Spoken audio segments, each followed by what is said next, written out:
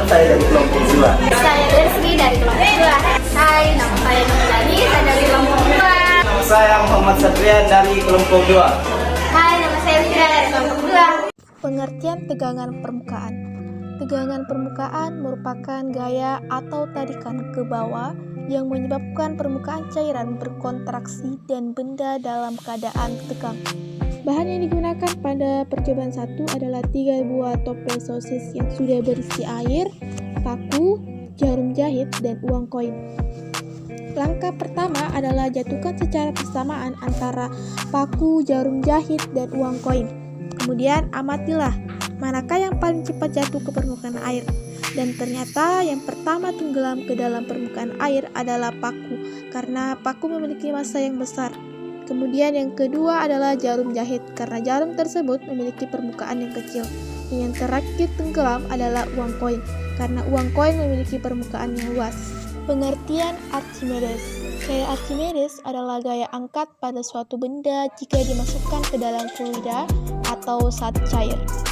Sedangkan bunyi hukum Archimedes, yaitu jika sebuah benda dicelupkan ke dalam zat cair, maka benda tersebut akan memperoleh gaya yang disebut gaya apung atau gaya ke atas, sebesar zat cair yang dipindahkannya. Bahan yang digunakan adalah 3 buah toples sosis, telur ayam, dan garam. Langkah pertama adalah mengisi 3 buah toples tersebut dengan air sesuai takaran yang ditentukan, yaitu 3/4. Langkah kedua yaitu menjatuhkan telur ke dalam toples yang berisi air biasa, dan ternyata telur tersebut tenggelam. Kenapa?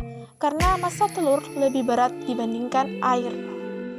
Langkah ketiga adalah memasukkan setengah bungkus garam ke dalam toples, lalu aduk-aduk sampai garamnya larut. Setelah larut, tenangkan air tersebut. Kemudian masukkan telur ayam. Dan ternyata telur tersebut mengapung. Mengapa demikian? Karena massa air lebih berat dibandingkan telur.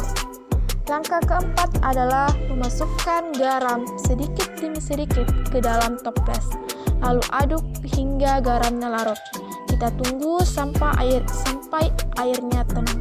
Setelah airnya tenang, lalu masukkan telur tersebut. Dan ternyata telur tersebut melayang. Kesimpulannya, pada toples pertama telur tenggelam karena massa telur lebih berat dibandingkan massa air. Pada toples kedua telur terapung karena massa air garam lebih besar dibandingkan massa benda telur. Pada toples ketiga telur melayang karena massa air sama dengan massa benda atau telur.